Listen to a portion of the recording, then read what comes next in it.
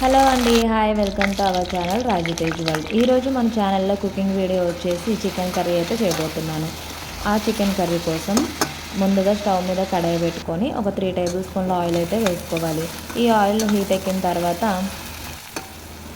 ఈ ఆయిల్లోనే కరివేపాకు, పచ్చిమిర్చి, ఉల్లిపాయ ముక్కలు అయితే వేసేసుకోవాలి. ఇవి బాగా ఈ ఆయిల్లో ఫ్రై అయ్యేంత వరకు, అంటే ఉల్లిపాయ ముక్కలు గోల్డెన్ కలర్లోకి వచ్చేంత వరకు ఫ్రై చేసుకోవాలి. ఇలా ఫ్రై అయిన ఉల్లిపాయ ముక్కల్లో అల్లం వెల్లుల్లి పేస్ట్ ఒక 2 టేబుల్ స్పూన్లు అయితే సరిపోతుంది. అల్లం వెల్లుల్లి పేస్ట్ పచ్చివాసన అంతా పోయేంత వరకు ఫ్రై చేసుకోవాలన్నమాట. ఇందులోనే టమాటా ముక్కలు కూడా వేసుకొని మంచిగా మిక్స్ చేసుకోవాలి. ఇవి బాగా మగ్గేంత వరకు కాసేపు మూత పెట్టుకోవాలన్నమాట. ఇలాగా మగ్గిపోయిన ఈ ఈ మిశ్రమంలో చికెన్ ముందుగా వాష్ చేసి పెట్టుకుంటాం కదా, ఆ చికెన్ని కూడా ఇందులో వేసేసుకోవాలి. చికెన్ కాసేపు మూత పెట్టుకొని అందులోని వాటర్ అంతా బయటకు వచ్చేంత వరకు వెయిట్ చేయాలి. ఆ వాటర్ బయటకు వచ్చేసిన తర్వాత ఇందులోనే ఉప్పు, పసుపు, కారం కూడా వేసేసుకొని ముక్క అంతా పట్టేంత వరకు బాగా కలుపుకోవాలన్నమాట. అలా బాగా కలుపుకున్న తర్వాత ఒక గ్లాసు వాటర్ ఇందులో యాడ్ చేసుకుంటే కాసేపు చికెన్ అనేది మగ్గడానికి, ఉడకడానికి బాగుంటుంది అన్నమాట. చూసారు కదా, నేనైతే ఇలాగే చేస్తాను చికెన్ కర్రీ. మీరైతే ఎలా చేస్తారో నాకు కామెంట్ సెక్షన్లో కామెంట్ చేసేయండి. నేనైతే సింపుల్గా ఇలాగే చికెన్ ఇగురు టైప్ చేస్తాను. కొంతమంది పులుసు, ఫ్రైలు అలా చేస్తారు, కానీ ఇలా చికెన్ ఇగురులా చేసుకుంటే ఇంకా బాగుంటుంది.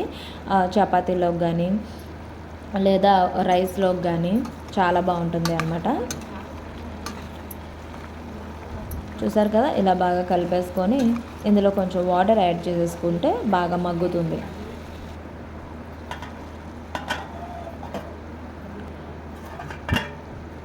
నేనైతే నార్మల్గా చికెన్ ఫ్రై చేస్తూ ఉంటానండి.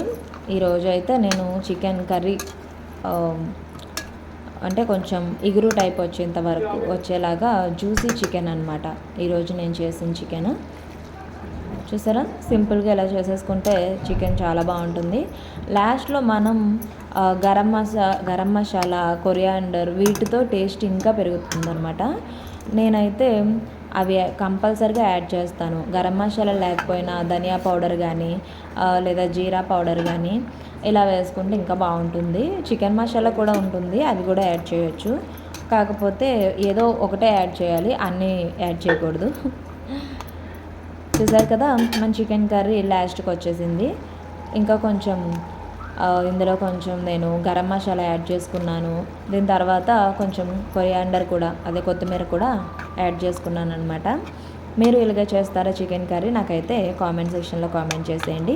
అలాగే మా చికెన్ కర్రీ ఎలా ఉందో కూడా చెప్పేసేయండి. Happy Sunday guys. ఇది నిన్న తీసిన video. Thank you so much.